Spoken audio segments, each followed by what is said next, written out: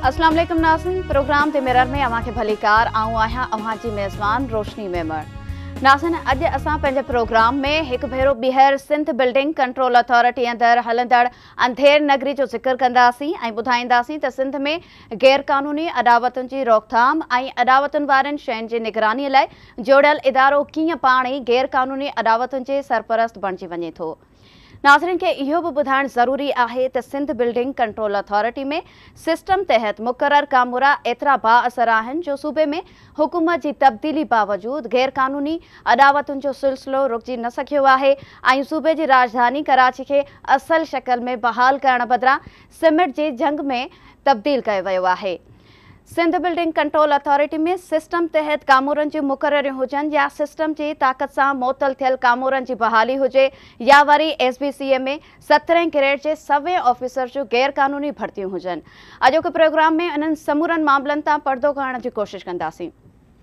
Sindh building control authority में system हुकूमत खां बि ॾाढो हुकूमती तब्दीली बावजूदु सिंध में गैर क़ानूनी अदावतुनि जो सिलसिलो रुकिजी न सघियो।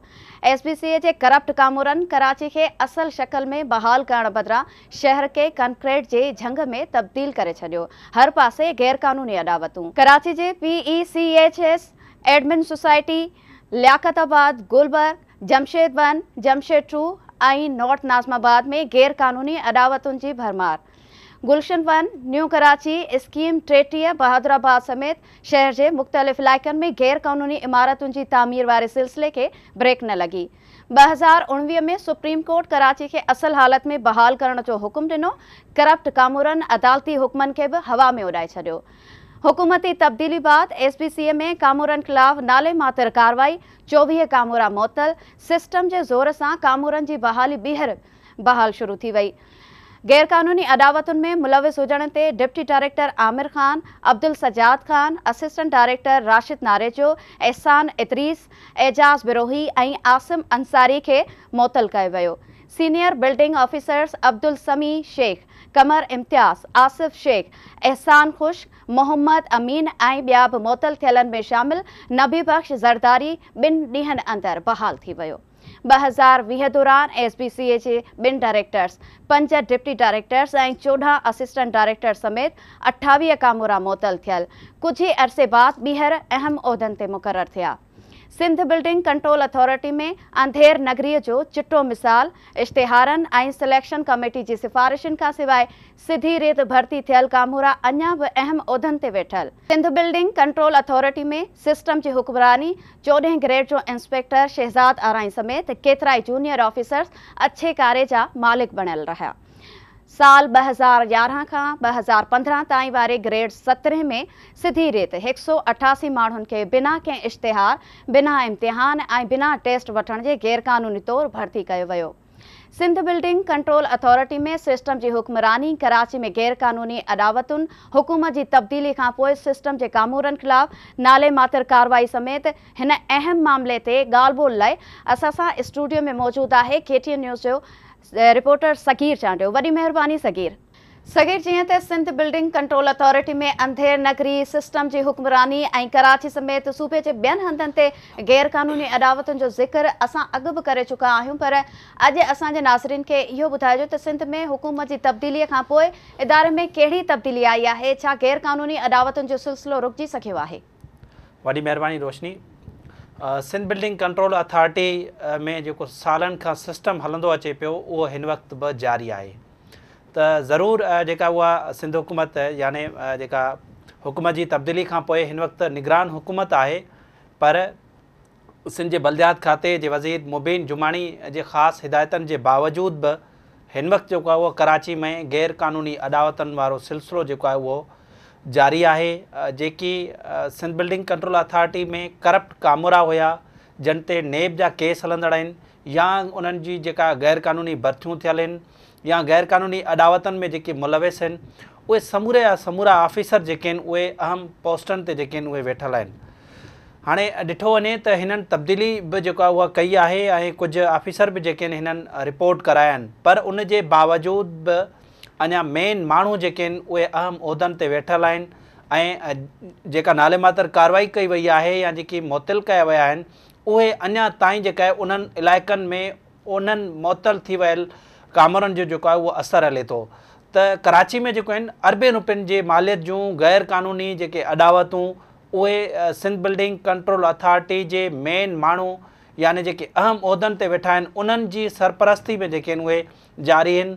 नेब जा इदारो हुजे या एंटी करप्शन हुजे या सिंध जो बल्दियात खातो हुजे, समूरनि हिदायतनि जे बावजूदि या अदालती हुकुम हुजनि, उन्हनि अदालती हुकमनि जी भञकड़ी कंदे बि जेको आहे उहो कराची में जेके आहिनि उहो गैर क़ानूनी अडावतनि वारो सिलसिलो जेको आहे उहो जारी आहे ऐं इहो सिलसिलो जेको आहे उहो रुकिजी न सघियो आहे। मुख़्तलिफ़ वक़्तनि ते हिदायतूं जारी थींदियूं रहियूं, ऑफिसरनि जी तब्दीली थींदी रही, पर ईअं थींदो रहियो आहे जो गैर क़ानूनी अडावतनि जे नाले उन्हनि खे रोकण जे नाले ते जेको आहे या नाले मात्र कार्रवाई कई वञे थी या उन्हनि खे मुअतल कयो वञे थो, बाद में वरी साॻी जेको आहे उन माण्हुनि खे बहाल कयो वञे थो ऐं उन्हनि खे मेन पोस्टनि ते जेको आहे उहो विहारे वञे थो। हिन वक़्तु बि जेका उहा साॻी सूरत हाल आहे, हुकूमत जी जेका उहा तब्दीली थी वई आहे, पर उहे माण्हू जेके आहिनि उहे साॻिया मौजूदु आहिनि कराची में, साॻियुनि उन इलाइक़नि में जिते गैर क़ानूनी अडावतनि जो जेको सिलसिलो सालनि खां हलंदो अचे पियो। इन करे जेको आहे कराची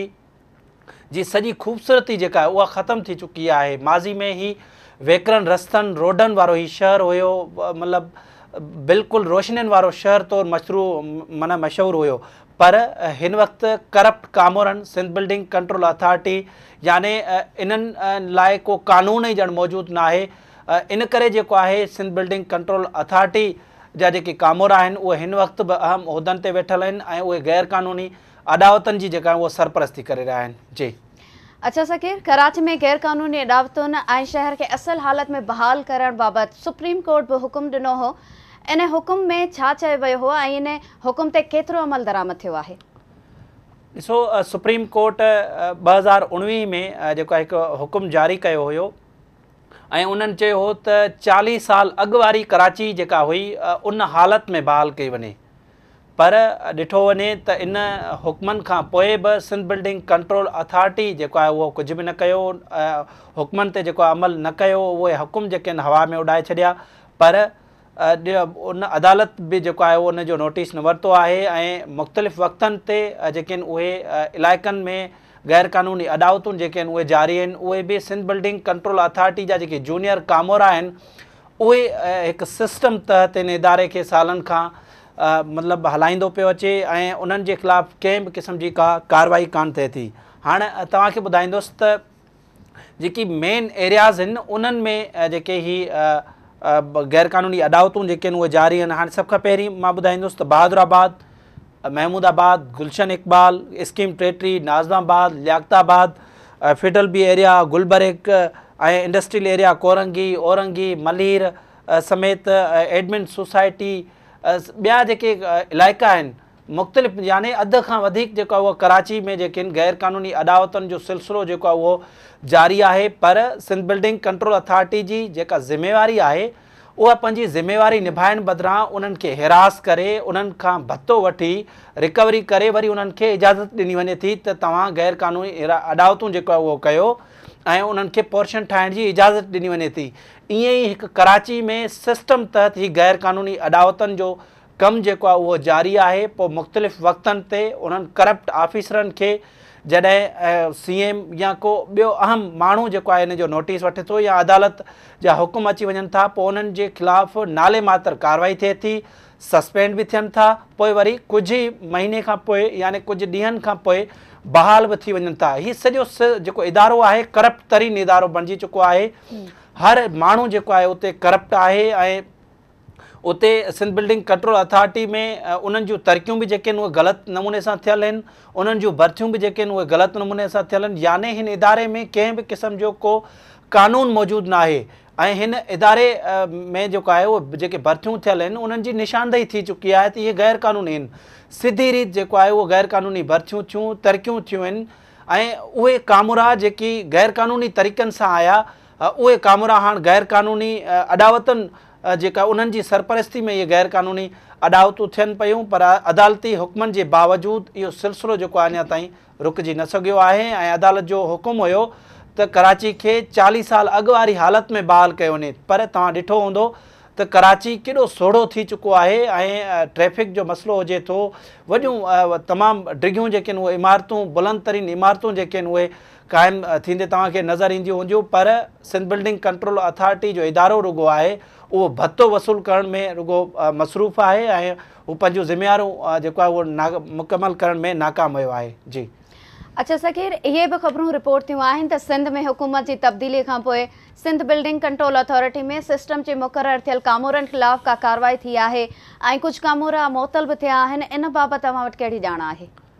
ॾिसो, हिननि जेको आहे उहो फ़िलहाल नाले मातर कार्रवाई बि कई आहे। ज़ाहिर आहे हुकूमत जी तब्दीली थी आहे। निगरान वज़ीर मुबीन जुमानी जे हिदायतनि तहत जेको आहे उहो हिननि कामोरनि खे मुअतल कयो वियो आहे। मजमूई तौर ते 24 कामोरा आहिनि जिन खे जेको आहे उहो सस्पेंड कयो वियो आहे। हाणे इन्हनि पंहिंजी रिपोर्ट्स में यानी इन्हनि एतिराफ़ कयो आहे त कराची में गैर क़ानूनी अॾावतनि में इहे कामोरा जेके आहिनि उहे मुलविस हुया। इन जो मतिलबु जेको ही शुरू खां वठी 2019 खां वठी जेको आहे हुकुम जारी थियल आहे सुप्रीम कोर्ट जो त कराची खे असल शकिल में बहाल कयो वञे, पर ही 2019 खां पोइ जेको हीउ सिस्टम हलंदो आयो आहे। गैर क़ानूनी अॾावतनि जी हर इलाइक़े में जेको आहे उहो भरमार हुई, पर हाणे जेको आहे हिन नाले मात्र कार्रवाई कई आहे। 24 कामोरा जेके आहिनि हिननि मुअतल कया आहिनि। हाणे उनमें ग्रेड 16 खां ग्रेड 18 ताईं जा इहे कामोरा आहिनि। उन्हनि में जेको आहे उहो डिस्ट्रिक्ट सेंट्रल जो डिप्टी डायरेक्टर आहे अब्दुल आमिर ख़ान, मक़सूद अली, ऐं उनखां अलावा पंहिंजो डिप्टी डायरेक्टर आहे अब्दुल सजाद ख़ान ऐं समंद रिज़वी, सैद अवेस हुसैन, मोहम्मद आसिम अंसारी, रेहान हुसैन गोरी समेत राशिद नारे जो रियाज़ हुसैन, एजाज़ बिरोही आहे। उनखां अलावा आगा जहांगीर, नजमुद्दीन कुरैशी जेके आहिनि उहो उनमें इलीगल कंस्ट्रक्शन में जेको आहे उहो इन्वॉल्व आहिनि। गुलाम मुर्तज़ा तुन्यो, उहो सैद उमेर अली, ज़फ़र इक़बाल, मोहम्मद अमीन समेत अहिड़ा 24 कामोरा आहिनि जेकी हिननि सस्पेंड करे छॾिया आहिनि। यानी इन्हनि जे ख़िलाफ़ु जेका उहा कार्रवाई शुरू कई वई आहे ऐं इन्हनि खे फ़िलहाल मुअतल कयो वियो आहे। पर जेका मुंहिंजी इंफॉर्मेशन आहे पंहिंजे नाज़रीन खे जेका ॿुधायूं त इहे कामोरा जेके आहिनि मुअतल थी विया आहिनि, पर इन्हनि कामोरनि जो ही करप्ट कामोरा आहिनि। माज़ी में बि इन्हनि जा जेके आहिनि उहे इशूज़ साम्हूं ईंदा रहिया आहिनि। इन्हनि खे माज़ी में बि मुअतल कयो वियो आहे, पर इहे बहाल थी वेंदा आहिनि। रिपोर्ट्स में इहा तस्दीक थियल आहे हुई, जेका माज़ी में बि इन तस्दीक थी त इहे कामोरा जेके आहिनि कराची जे गैर क़ानूनी अॾावतनि में मुलविस आहिनि। अरबे रुपयनि जूं गैर क़ानूनी अॾावतनि में जेके आहिनि इहे कामोरा मुलविस हुया, तस्दीक थी, पर नतीजे में उन्हनि खे ईअं कयो वियो जो इहे 8 टाउननि में मुक़ररु न थींदा, वरी ॿियनि टाउननि में इहे तबाही कंदा। त उहे ही साॻई कामोरा आहिनि ऐं उन्हनि जेको आहे उहो कामोरनि जे ख़िलाफ़ु हाणे बि नाले मात्र कार्रवाई शुरू कई वई आहे। हाणे जेका मूंखे इंफॉर्मेशन मिली आहे त इन्हनि कामोरनि जो जिते ही पहिरीं मुक़ररु थियल हुया उते ई उन्हनि जो असरु जेको आहे हिन वक़्तु मौजूदु आहे ऐं उते ई इन जे जेको आहे कराची में गैर क़ानूनी जेके अॾावतूं हलनि थियूं, जिते जिते ही मुक़ररु हुया उते गैर क़ानूनी अॾावतनि जो हिन वक़्तु बि जेको आहे उहो सिलसिलो जारी आहे। जेकी हाणे हिननि नई तब्दीली कई आहे, यानी जेके नवां मुक़ररु कया आहिनि उहे बि हिननि जे ई चवण ते, यानी ही जेके माण्हू हुया उहे सिस्टम जा माण्हू आहिनि। यानी हिकिड़ो सिस्टम हलंदो आहे, रिकवरी थींदी आहे ऐं पोइ हिकिड़ो भत्तो गॾु थींदो आहे। हर डिस्ट्रिक्ट में जेको आहे किरोड़े रुपयनि जा जेके आहिनि उहे भत्तो वसूल कंदो। सेंट्रल ज़िलो हुजे, ओभर ज़िलो हुजे या कराची जा ॿिया इलाइक़ा हुजनि, उतां कराची में गैर क़ानूनी अॾावतनि जेके उन्हनि खे इजाज़त ॾियण जे नाले ते जेको आहे उहो भत्तो वसूल कयो वञे थो। हर इलाइक़े में हर बिल्डर ते जेको आहे उहो भत्तो जेको आहे हिननि जो फिक्स थियल आहे। पोइ हीउ भत्तो वठी करे उहो सिस्टम तहत विरासत कई वेंदी आहे। त इहे माण्हू जेके आहिनि मुअतल कया आहिनि, इहे सिस्टम जा माण्हू या अञा बि इन्हनि जो ई जेको आहे उहो उन्हनि इलाइक़नि में असरु हलंदड़ आहे। पर हिन वक़्तु सिंध बिल्डिंग कंट्रोल अथॉरिटी जे DG तरफ़ां मुबीन जुमानी जे हिदायतनि तहत इन्हनि खे मुअतल करे छॾियो आहे। हाणे ॾिसणो इहो आहे त इहे कॾहिं बहाल थी रहिया आहिनि। जी अच्छा सकीर, जीअं त अवां ॿुधायो त निगरान हुकूमत SBC जे 24 कामोरनि खे मुअतल कयो आहे, पर हाणे उन्हनि कामोरनि जी ॿीहर बहालीअ जो सिलसिलो बि शुरू थी चुको आहे। इन समूरी सूरत हाल बाबति अवां वटि कहिड़ी ॼाण आहे? छा सिस्टम जा उहे कामोरा हुकूमत खां बि वधीक बाअसर आहिनि जो हर भेरे मुअतलीअ जे कुझु ई अरसे बाद ॿीहर सणभियुनि पोस्टुनि ते मुक़ररु थी वञनि था? बिल्कुलु ही हुकूमत खां ॾाढा आहिनि, छाकाणि जो सिंध में सिस्टम हिकिड़ो जेको आहे उहो मुतारिफ़ करायो वियो आहे। ही सिर्फ़ु सिंध बिल्डिंग कंट्रोल अथॉरिटी में ही सिस्टम न पियो हले, मुख़्तलिफ़ खातनि में हाणे इहो सिस्टम जो सिलसिलो शुरू थी वियो आहे। यानी को जूनियर ऑफिसर या को कंहिं बि बाअसर माण्हू जो फ्रंटमैन उनखे उहा ज़िम्मेवारी ॾिनी वेंदी ऐं पोइ उहे ट्रांसफ़र पोस्टिंग कराईंदो उहो माण्हू ऐं उन जे हुकुम तहत सॼो खातो हलंदो। त ईअं ई माज़ी में बि जेको आहे उहो ईअं थियो आहे SBCA में शहज़ाद अराई नाले सां जेको आहे उहो उनखे इहा ज़िम्मेवारी ॾिनी वई, उन ई सॼे हिन सिस्टम खे हलायो, जंहिंखां पोइ हाणे जेका वरी बि हिननि नाले मात्र इहा कार्रवाई शुरू कई आहे ऐं सस्पेंड कया आहिनि। पर इहे जेके आहिनि हीउ सिलसिलो जेको आहे इहो मतिलबु थोरे वक़्त लाइ आहे। मां तव्हांखे ॿुधाईंदुसि त उनजो मिसाल मां तव्हांखे नबी बख़्श ज़रदारी जो ॾींदुसि त कुझु ॾींहं अॻु नबी बख़्श ज़रदारी जेको आहे उहो मुअतल कयो वियो हो। 2 ॾींहंनि खां पोइ हिकु अहम माण्हू जी सिफ़ारिश ते उन्हनि खे वरी DG Sindh building control authority बहाल बि करे छॾियो आहे। त हीअ जेके मुअतल थियल कामोरा आहिनि इहे हुकूमत खां ॾाढा आहिनि, छाकाणि जो इहे सिस्टम जा माण्हू हुजनि था, उन सिस्टम में मुख़्तलिफ़ माण्हू जेके आहिनि उहे शामिल हुजनि था, न सिर्फ़ु सिंध बिल्डिंग कंट्रोल अथॉरिटी जा माण्हू पर उनमें ॿिया माण्हू बि बाअसर माण्हू उहे उन सिस्टम जो हिसो हुजनि था। पोइ हिकु जेको आहे उहो भत्तो वसूल करे सिस्टम जा माण्हू पोइ वंडे विराए जेके उहो खाइनि था।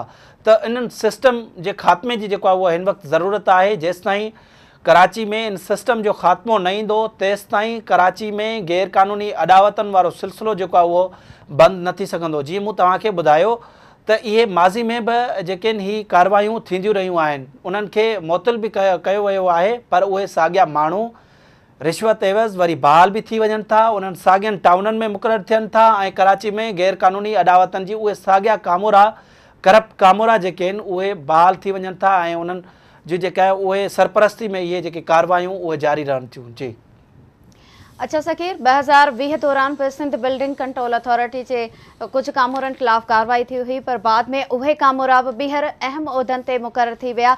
छा उहे कामोरा मौजूदा हुकूमत में बि अहम उहिदनि ते वेठल आहिनि?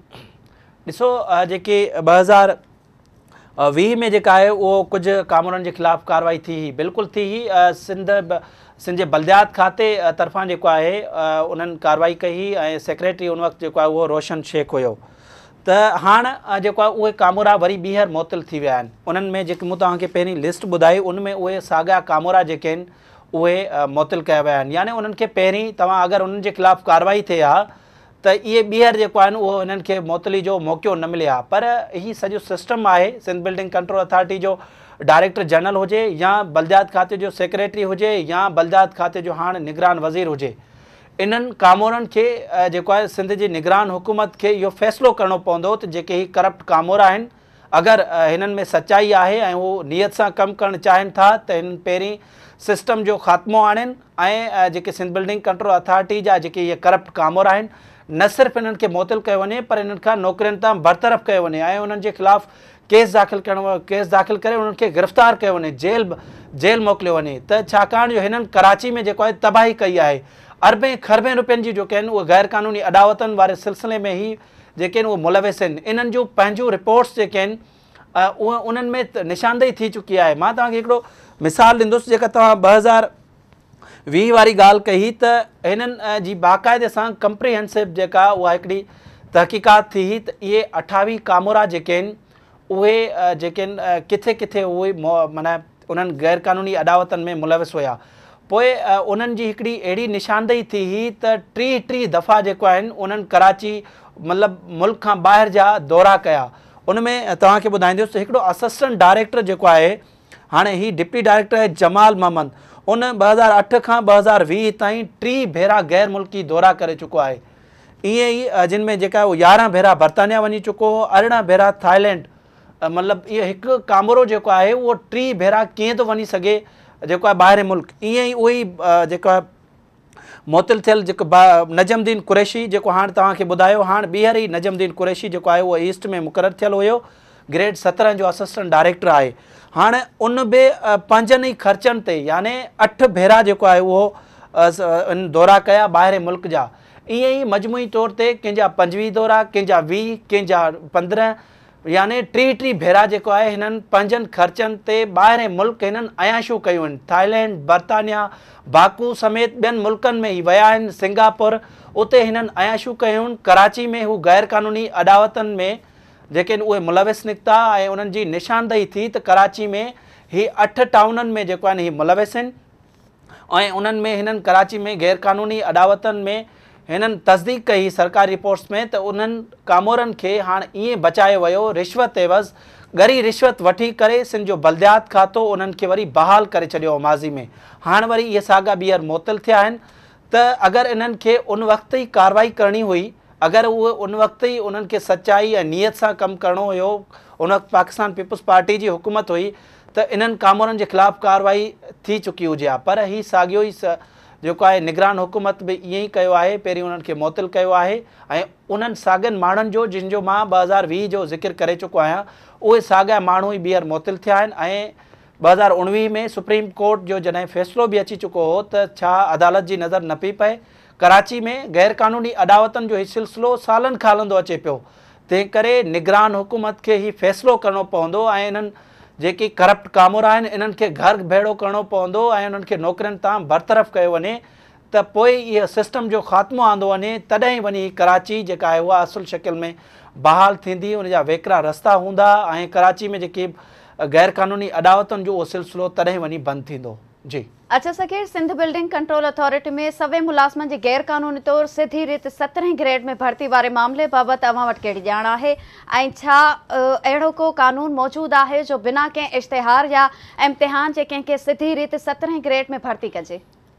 ॾिसो, मूं तव्हांखे पहिरीं ई ॿुधायो त यानी हिननि जे लाइ ॼण को कानून ई न हुजे ऐं हीउ बिना कानून जे जेको आहे इदारो हले पियो।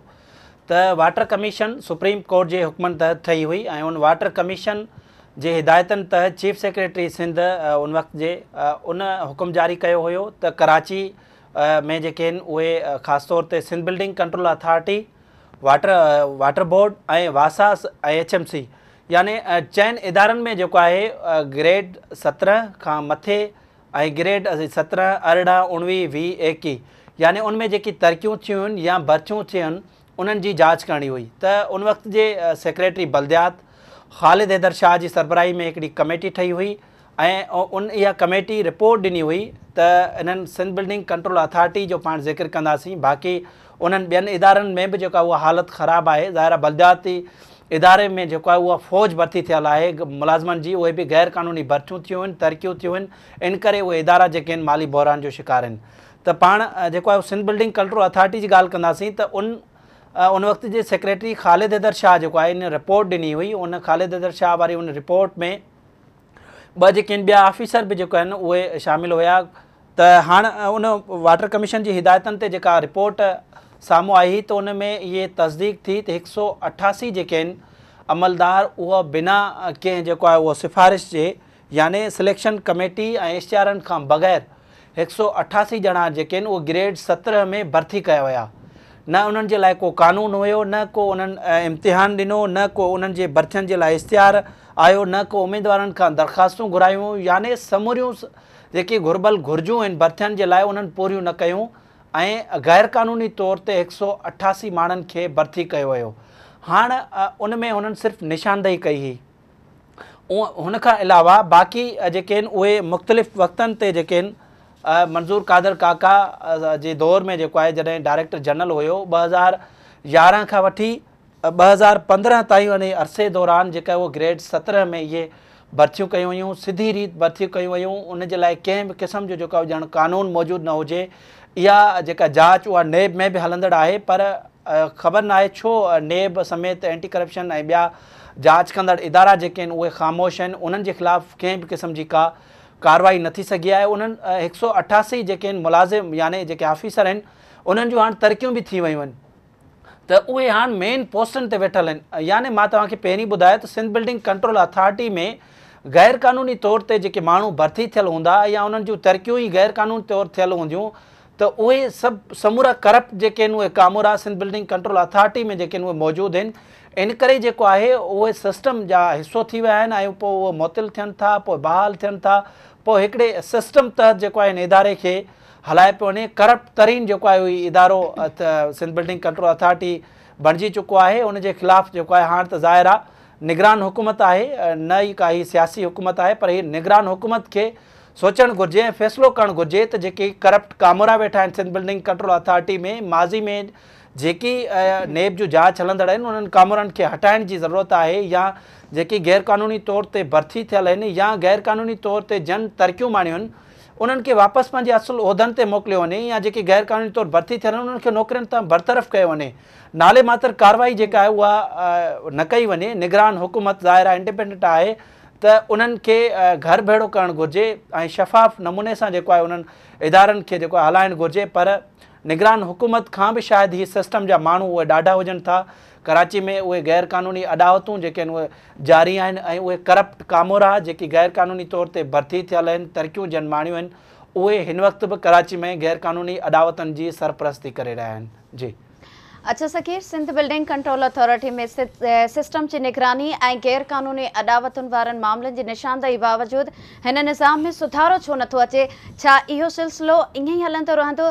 का बहितरीअ जी उमेद करण ई छॾे ॾिजे? ॾिसो, अगरि सिंध हुकूमत यानी ख़ासि तौर ते हिन वक़्तु निगरान हुकूमत आहे, अगरि वज़ीर आला चाहे ऐं सिंध जो बलदियात खाते जो वज़ीर मुबीन जुमानी अगरि उन खे उहो चाहे त हू बहितरी अची सघे थी। करप्ट कामोरा जेके आहिनि उन्हनि खे हटाए करे ऐं हीअ जेके नाले मात्र इहा कार्रवाई कई वई आहे उन्हनि खे नौकरियुनि तां बरतरफ़ कयो वञे, त कराची में जेकी गैरक़ानूनी अदावतुनि जो सिलसिलो जेको आहे उहो बंदि थी सघे थो, ऐं इन सिस्टम जो जेको आहे सभ खां पहिरीं ख़ात्मो आणण जी ज़रूरत आहे। त तॾहिं वञी ही कराची शहर, छा मां तव्हांखे ॿुधाईंदुसि त दुनिया में ही रहाइश जे हिसाब सां ही जेको कराची शहर ख़राब तरीन शहरनि वारी लिस्ट में शामिल थी चुको आहे। उन जो मेन जेको आहे रीज़न उहो सिंध बिल्डिंग कंट्रोल अथॉरिटी जे करप्ट कामरनि ॾांहुं वञे थो। ही सॼो उहो क्रेडिट त उन्हनि हिननि कराची में तबाही कई आहे। कराची में गैरक़ानूनी अदावतनि जो हुननि जेको आहे उहो अरबें रुपयनि जी रिश्वत एवज़ उन्हनि खे पोर्शन जी इजाज़त ॾिनी आहे। तमामु वॾियूं इमारतूं ठहियूं आहिनि। जेकॾहिं जेकी रहाइशी इमारतूं आहिनि उन्हनि खे कमर्शियल में तब्दील कयो वियो आहे। जेकी आवाम जी भलाई लाइ जेके प्लाट आहिनि उन्हनि ते जेको आहे तमामु कमर्शियल वॾियूं वॾियूं जेके आहिनि उहे बिल्डिंगूं ठाहियूं वयूं। तव्हांखे नस्ला टावर जो मिसाल तव्हांजे साम्हूं आहे त नस्ला टावर जेको आहे उहो कीअं ॾाथो वियो, ऐं इहे सिंध बिल्डिंग कंट्रोल अथॉरिटी जा इहे कारनामा आहिनि। कराची में अहिड़ियूं सवें हज़ारें बिल्डिंग्स जेके आहिनि उहे मौजूदु आहिनि जेकी आवाम जी भलाई वारनि प्लाटनि ते जेको आहे यानी रफ़ाई प्लाट जेके आहिनि या ॿियनि फलाही कमनि जे लाइ जेके आहिनि उहे मुख़्तस थियल हुया, उन्हनि ते हिननि उन्हनि जी कैटेगरी तब्दील करे अरबें रुपयनि जी रिश्वत वठी करे हिननि उन्हनि खे कमर्शियल में कैटेगरी तब्दील करे मास्टर प्लान वारा हुजनि, मास्टर प्लान जा कामोरा बि जेके आहिनि उहे लेआउट प्लान उन्हनि मंज़ूरु कया, पोइ वरी सिंध बिल्डिंग कंट्रोल अथॉरिटी जे माण्हुनि नक्शा जेके आहिनि उहे मंज़ूरु कया। त यानी हिकिड़ा सिस्टम जा माण्हू हर इदारे में वेठा हुजनि था ऐं उहे हिकिड़े सिस्टम तहत ही नक्शा मंज़ूरु थियनि था, लेआउट प्लान मंज़ूरु थियनि था, मास्टर प्लान जे ख़िलाफ़ु उबतड़ जेके आहिनि उहे इमारतूं ठहनि थियूं। इन करे ही कराची शहर जेको आहे उन जी ख़ूबसूरती ख़तमु थी वई आहे ऐं दुनिया जे बदतरीन शहरनि वारी लिस्ट में जेको आहे उहो शामिल थी चुको आहे। जी अच्छा सकीर, इहो ॿुधाइजो त सिंध बिल्डिंग कंट्रोल अथॉरिटी में 14 ग्रेड जो हिकु इंस्पेक्टर आहे शहज़ाद आराई, जे बाबति चयो वेंदो आहे त अच्छे कार्य जो मालिक बणियल आहे। उन बाबति का कार्रवाई थी सघी आहे ऐं इहो ॿुधाइजो त इन जे पोयां कहिड़ा मज़बूत हथ हुजनि था? ॾिसो, जॾहिं मूं सिस्टम जो नालो वरितो त सिस्टम को हिकु माण्हू कोन हलाईंदो आहे। उन सिस्टम में मुख़्तलिफ़ बाअसर माण्हू हूंदा आहिनि। पोइ उन जी हिकु माण्हू खे जेको आहे उहा ज़िम्मेवारी ॾिनी वञे थी। त ईअं ई जेका ख़बर ॼाण मिली आहे ऐं ॿुधाए पियो वञे त शहज़ाद आराई जेको आहे उहो मुंहिंजे सिंध बिल्डिंग कंट्रोल अथॉरिटी जे अख़्तियारनि सां जेका ॻाल्हि थी त उन्हनि ॿुधायो त शहज़ाद आराई जेको आहे हिन वक़्तु उहो बि मुअतल थियल आहे। त माज़ी में शहज़ाद आराई जेको जूनियर कामरो हुयो उहो हिन सिस्टम जो जेको आहे सरगनो हुयो ऐं उन जी सरबराही में ही जेके गैरक़ानूनी अदावतूं थींदियूं हुयूं। पोइ उहे जेके माण्हू जेके मूं तव्हांखे पहिरीं ॿुधाया त जेकी 24 हिननि कामरा जेके सस्पेंड कया आहिनि उहे हिननि जे मातहत कमु कंदा हुया। पोइ उहे सिस्टम जो हिसो हूंदा हुया। उन्हनि खे लीड जेको आहे उहो शहज़ाद आराई कंदो हुयो। ईअं ई हाणे वरी के नवां माण्हू आया आहिनि त उहे नवनि माण्हुनि जे तहत जेको आहे वरी हाणे वरी हिकिड़े नए सिस्टम तहत हिन इदारे खे हलाए पियो वञे ऐं कराची में हाणे वरी जेके आहिनि उहे गैरक़ानूनी अदावतुनि जो, हालांकि निगरान हुकूमत में अगरि सिस्टम हले ऐं कराची में गैरक़ानूनी अदावतूं हुजनि तमामु वॾो सुवालु आहे त हालांकि उन्हनि खे कार्रवाई करणु घुरिजे ऐं उन्हनि खे नौकरियुनि तां बरतरफ़ करणु घुरिजे, पर ईअं नथो कयो वञे छाकाणि जो ही अरबें रुपयनि जी गेम हुजे थी। इन करे जेके आहिनि उहे माण्हू उहो ख़ामोश हुजनि था ऐं हीउ सिलसिलो जेको आहे उहो सालनि खां हलंदो अचे पियो। अच्छा सकीर, इन समूरी सूरत हाल ते अव्हां जी कंहिं ज़िम्मेवार अख़्तियारनि सां ॻाल्हि ॿोल थी सघी आहे, उन्हनि जो छा मौक़िफ़ अचे पियो? ॾिसो, मुंहिंजे इन सिलसिले में जेको आहे उहो सिंध बिल्डिंग कंट्रोल अथॉरिटी जो जेको नओं DG आहे इसाक खोड़ो, उन सां मुंहिंजी ॻाल्हि ॿोल थी आहे। उन्हनि इहो ॿुधायो आहे त कराची में जेके आहिनि गैर क़ानूनी अदावतूं वारो सिलसिलो जेको आहे उनजे ख़िलाफ़ु असीं कार्रवायूं करे रहिया आहियूं। उन्हनि ॿुधायो त 100 खां वधीक जेके आहिनि उहे अमलदार असां कराची में तब्दील कया आहिनि। कराची जे समूरनि ज़िलनि में इंस्पेक्टर हुजे, सीनियर इंस्पेक्टर हुजे या असिस्टेंट डायरेक्टर हुजनि या डिप्टी डायरेक्टर या डायरेक्टर हुजनि, त उहे जेके हिननि तब्दील कया आहिनि ऐं जेके करप्शन में मुलविस हुया या गैर क़ानूनी अदावतूं में मुलविस हुया, जिन ते या इल्ज़ाम हुया, उन्हनि खे असीं उहिदनि तां हटायो आहे ऐं कुझु माण्हुनि खे, यानी जीअं मूं ॿुधायो तव्हांखे पहिरीं, त उन्हनि खे जेको आहे उहो मुअतल बि कयो वियो आहे। पर रोशनी, हिते ॻाल्हि इहा आहे त हुननि जे ख़िलाफ़ु कार्रवाई त थी वञे थी, पर ही सिस्टम में करप्ट माण्हू मौजूदु आहिनि ऐं उन्हनि इलाइक़नि में उन्हनि करप्ट तरीन कामरनि जो ई असरु हले थो, छाकाणि जो इहे जेके ही नवां तब्दील थिया आहिनि, इन्हनि माण्हुनि ते बि जेको आहे या करप्शन जा इल्ज़ाम मौजूदु आहिनि ऐं नेब या एंटी करप्शन उन्हनि जे ख़िलाफ़ु जेको आहे उहो जांच हलंदड़ आहे।